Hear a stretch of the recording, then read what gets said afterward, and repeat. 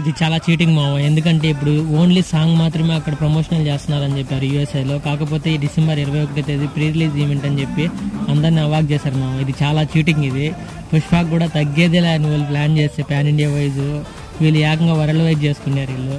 ఎందు మావ ఇది దారుణం ఇది.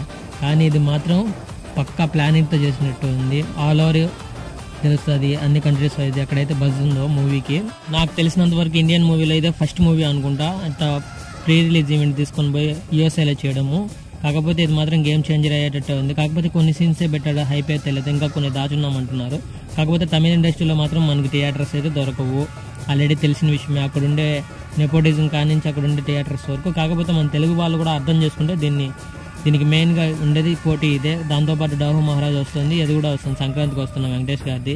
వీటిని తట్టుకొని గేమ్ చేంజర్ నిలబడాల్సింది వస్తుంది. దాంతోపాటు చావల్ కూడా రిలీజ్ కాబోతుంది.